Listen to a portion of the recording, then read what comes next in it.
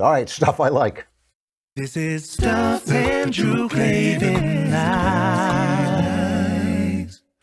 Hey, that's a repeat of Brandon Toy's version of Stuff I Like. If you have one, you want to send it in, send it to aclavan@dailywire.com. Is that it? aclavan@dailywire.com. If I have to tell you how to spell Klavan, you are not suited to doing a Stuff I Like song. We'll choose one of them and actually make it our final Stuff I Like intro.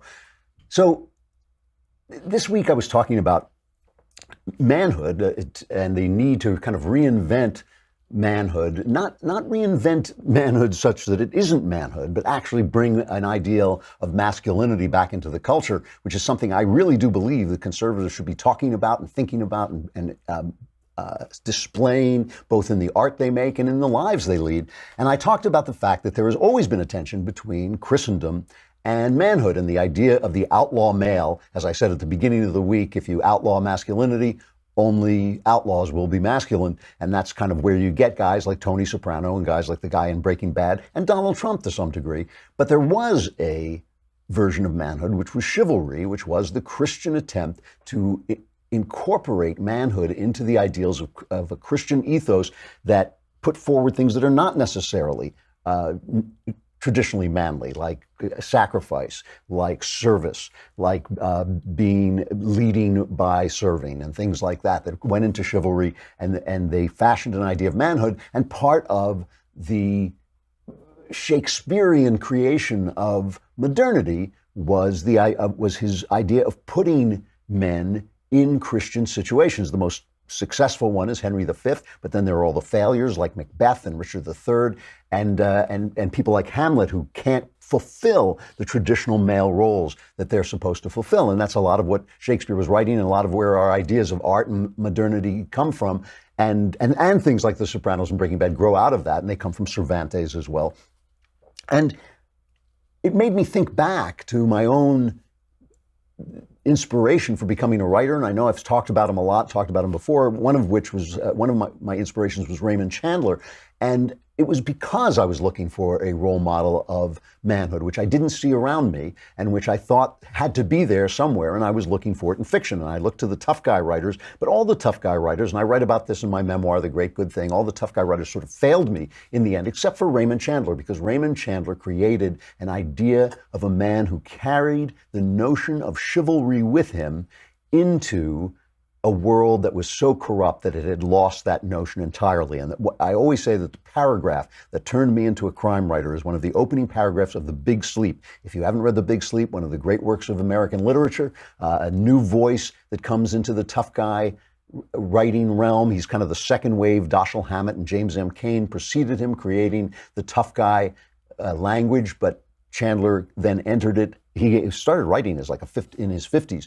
And entered it and sort of refined it into literature. And he talks about, as he walks into this millionaire's house, he says, over the entrance doors, which would have let in a troop of Indian elephants, there was a broad stained glass panel showing a knight in dark armor rescuing a lady who was tied to a tree and didn't have any clothes on, but some very long and convenient hair. The knight had pushed the visor of his helmet back to be sociable, and he was fiddling with the knots on the ropes that tied the lady to the tree and not getting anywhere. I stood there and thought that if I lived in the house, I would sooner or later have to climb up there and help him. He didn't seem to be really trying. And what I loved about this, the minute I read it, I must have been like 15 years old. I remember reading that and thinking, here is a guy who contains within him the vanished idea of a knightly man, but he's bringing it into the corrupt world of Los Angeles. And Chandler wrote a famous essay, which I made reference to a while back, called The Simple Art of Murder. It was published in The Atlantic, and it became the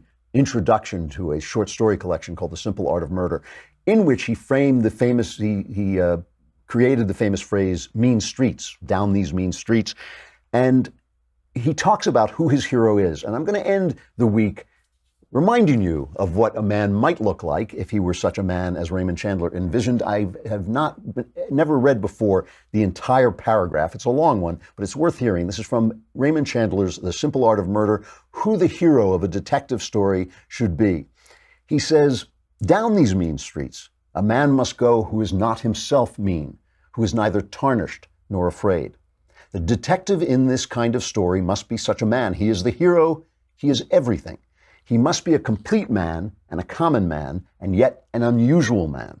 He must be, to use a rather weathered phrase, a man of honor, by instinct, by inevitability, without thought of it, and certainly without saying it.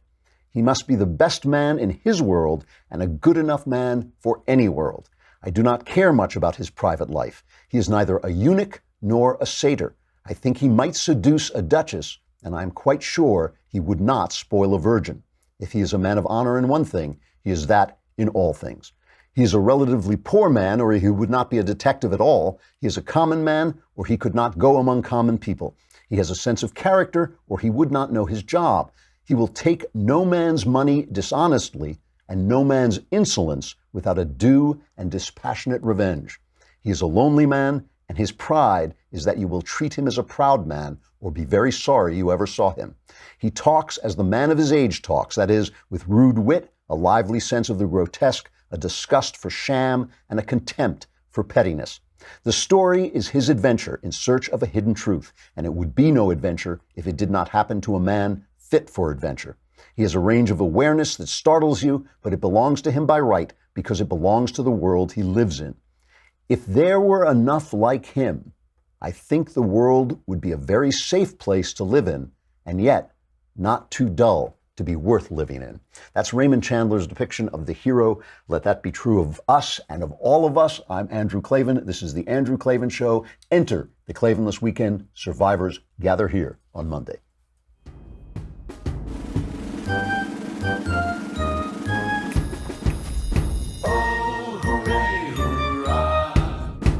The Andrew Klavan Show is produced by Robert Sterling. Executive producer, Jeremy Boring. Senior producer, Jonathan Hay. Our supervising producer is Mathis Glover. Technical producer, Austin Stevens. Edited by Alex Zingaro. Audio is mixed by Mike Cormina. Hair and makeup is by Jesua Alvera. And our animations are by Cynthia Angulo and Jacob Jackson. The Andrew Klavan Show is a Daily Wire Forward Publishing production. Copyright Forward Publishing 2018.